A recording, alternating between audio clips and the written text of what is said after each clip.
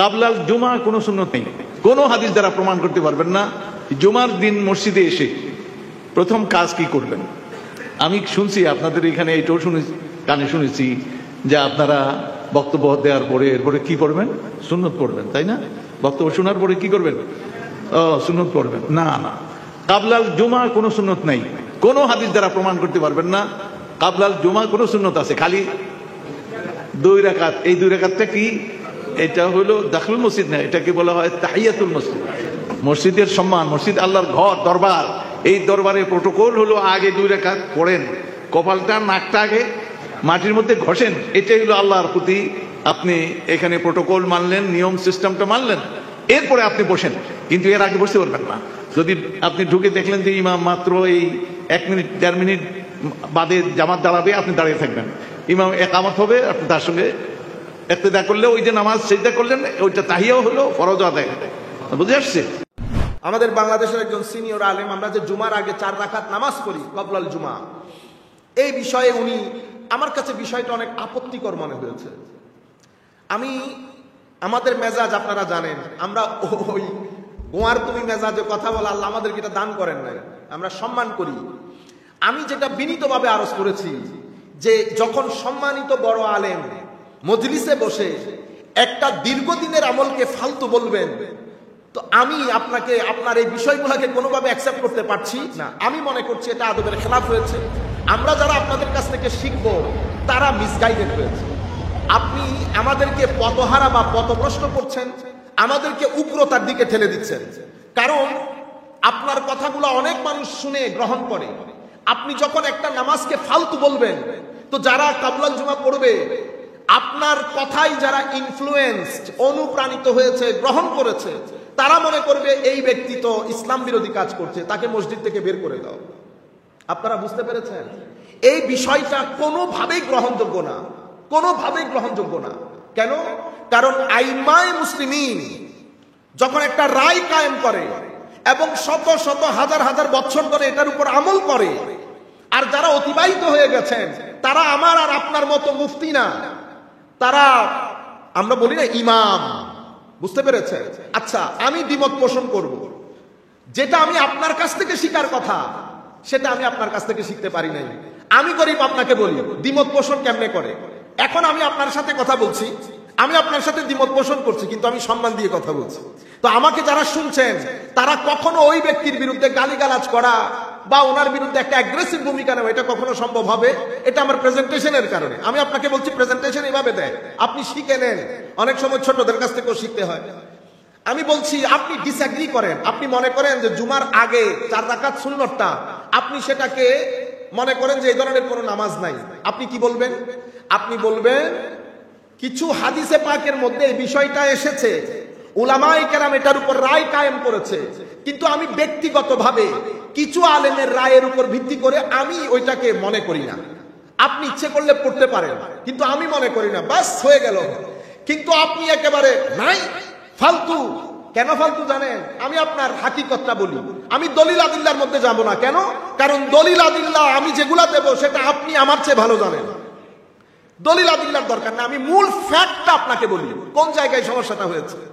উম্মতে মুসলিমার মধ্যে যত আলেম এসেছে, উম্মতে মুসলিমার 1300 বছরের হিস্ট্রির মধ্যে, 1400 বছরের হিস্ট্রির মধ্যে, তোর মধ্যে 2 জন আলেমের ইম্প্যাক্ট সমাজের মধ্যে অনেক বেশি হয়েছে। 2 জন চলে যাওয়ার পরে এই 2 জন সমাজের রন্ধ্রে রন্ধ্রে ছড়িয়ে গেছে। মানুষের থট, মানুষের আদর্শ, মানুষের আইডিওলজি, মানুষের মেন্টাল সেন্টিমেন্টাল ইমোশনকে কন্ট্রোল করেছে 2 ব্যক্তি। তোর মধ্যে একজনের ইম্প্যাক্ট মোর দেন 90% মুসলমানের উপর, আরেকজনের ইম্প্যাক্ট লেস দেন 5% মানুষের উপর, মুসলমানের উপর। প্রথম ব্যক্তির নাম হুজ্জাতুল ইসলাম ইমাম গাজালি রাহমাতুল্লাহি আলাইহি। সেই যুগ থেকে এই যুগ এবং কিয়ামত পর্যন্ত চলতে থাকবে সেটা। ইমাম গাজালির আদর্শ, ইমাম গাজালির দর্শন, ইমাম গাজালির ইম্প্যাক্ট উম্মতে মুসলিমার উপর, যার কারণে সেই যুগ থেকে এই যুগ পর্যন্ত সবাই এক বাক্যে বলে হুজ্জাতুল ইসলাম, হুজ্জাতুল ইসলাম আবু হামেদ আল গাজালি রাহমাতুল্লাহি আলাইহি। আরেক ব্যক্তির নাম ইবনে তাইমিয়া, আরেক ব্যক্তির নাম ইবনে তাইমিয়া। তো ইমাম গাজালির কন্টিনিউয়েশন মোর দেন 95% মুসলমানের উপর। ইমাম গাজালির আদর্শ সুফিয়ানা, ইমাম গাজালির আদর্শ এশক এবং মহব্বত আনা। ইমাম গাজালির মধ্যে উগ্রতা নাই। ইমাম গাজালি কনভিন্স করেছে। আমি এখন যে আন্দাজে কথা বলি সেটা গাজালি, আমি আবার কথা আপনারা আরেকদিকে নিয়ে যাবেন। আপনাদের মধ্যে এত ইমোশন, আপনারা সিটের মধ্যে বসাইতেও দেরি করেন না, সিট থেকে ফালাই দিতেও দেরি করেন না। আমি আপনাদেরকে বলছি ইমাম গাজালি, যেমন আমি আপনাকে একটা কথা বলি, শিয়াইজমের উপরে ইমাম গাজালিও রদ করেছে, ইবনে তাইমিয়াও রদ করেছে।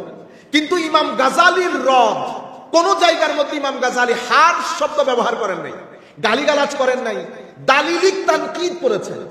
কিন্তু একই জায়গার মধ্যে যখন ইবনে তাইমিয়া রদ করেছেন, তো ইবনে তাইমিয়ার ভাষা ছিল এমন, শিয়াদের আলেমকে কি বলেছেন? নাপাকের ছেলে। কি বলেছে? নাপাকির ছেলে। এবং এত হার্শ ভাবে রদ করেছেন। আমি বলছি এখন দুই রদের মধ্যে ইফেক্টিভ কোনটা হয়েছে? গাজালিটা। কেন? গাজালির মধ্যে দাঙ্গা ছিল না, হাঙ্গামা ছিল না, পার্সোনাল অ্যাটাক ছিল না, গালিগালাজ ছিল না, উগ্রতা ছিল না। যেটা ছিল দলিল, যেটা ছিল মোটিভেশন। এখন এই সমাজের মধ্যে যদি আমি কাউকে গাজালির কিতাব দেই শিয়াদের মধ্যে, কারণ আমি শিয়াদের সাথে কথা বলছি শিয়াদেরকে হেদায়েত করার জন্য। কেন? কারণ শিয়ারা তো আজকে আসে নাই, যুগ যুগ ধরে হয়ে আসছে। এখন একটা ছেলে শিয়া পরিবারে জন্মগ্রহণ করেছে, জন্মগ্রহণ করার পর থেকে সে শুনছে হযরত আবু বকর রাদিয়াল্লাহু আনহু জালেম ছিলেন, উসমানে গনি জালেম ছিলেন, ফারুক আজম জালেম ছিলেন, বলে ইয়াজবিল্লাহ নাউযুবিল্লাহি মিন যালিক। কেন? তারা হযরত আলী রাদিয়াল্লাহু তাআলা আনহু কাররামাল্লাহু ওয়াজহাহুল কারীম, মাওলায়ে কায়নাত, মাওলা আলী, ওনার কাছ থেকে খেলাফত ছিনিয়ে নিয়েছেন, বিদায় জুলম হয়েছে। এখন এক ব্যক্তি সারা জীবন, একটা ছেলে এটা শুনে শুনে শুনে বড় হয়েছে এবং তাকে বলা হয়েছে এই যে সুন্নিরা দেখছো এরা আহলে বাইত বিদ্বেষী, যেহেতু এরা আহলে বাইত বিদ্বেষী এরা মুসলমান না। আমি আমার পার্সোনাল এক্সপেরিয়েন্সের কথা বলি। ইউনিভার্সিটির সাথে সাক্ষাৎ হয়েছে, ইউনিভার্সিটির মধ্যে এখন কথা বলাবলির মধ্যে সে আমাকে অ্যাভয়েড করে, সে আমাকে ইগনোর করে। পরবর্তীতে যখন কথা হয়েছে তখন আমি তাকে চেষ্টা করছি তার সাথে একটা লিঙ্ক করার জন্য, কথা বলার জন্য। বাই দ্য ওয়ে, আমরা কিছু পেপার টেপার নিয়ে একসাথে প্রেজেন্টেশনের ব্যবস্থা করে একটা যোগাযোগ সৃষ্টি করেছি। সে আমাকে যে কথাগুলো বলেছে, ইন্না লিল্লাহি ওয়া ইন্না ইলাইহি রাজিউন, আমি এই মাইকের মধ্যে এই কথাগুলো বলা সম্ভব না। আমি মানে আমার হয় না, আমিও মানে কি কার সাথে কি পরিভাষায় কথা বলবো, আমার ভাষাই নষ্ট হয়ে গেছে। কিন্তু আমি চেষ্টা করেছি না, ছেড়ে দিলে তো শেষ। তখন আমি তাকে বললাম, তুমি যদি আমাকে 2টা দিন সময় দাও, বৃহস্পতিবার শুক্রবার, আমরা বিস্তারিত কথা বলবো। তোমার কথা আমি শুনবো, আমার কথা তুমি শুনবা, তুমি তোমার কথাগুলো রাখবা, আমি ওইটার উপর আলোচনা করব। এই প্রথম সেই শুনতে পেয়েছে যে সে বলছে এতদিন তো আমি শুনে আসছি এক ধরনের, আমি বলেছি সেটা ওয়ান ওয়ে ছিল। ওয়ান ওয়ে গাড়ির মধ্যে যাওয়ার রাস্তার মধ্যে আসার রাস্তা যদি গাড়ি আরেকটা আসে, অ্যাক্সিডেন্ট হবে না। আমি বললাম আমি তোমাকে বলছি না যে আমারটাই গ্রহণ করো, কিন্তু আল্লাহ তোমাকে একটা বিবেক দিয়েছেন, বুদ্ধি দিয়েছেন।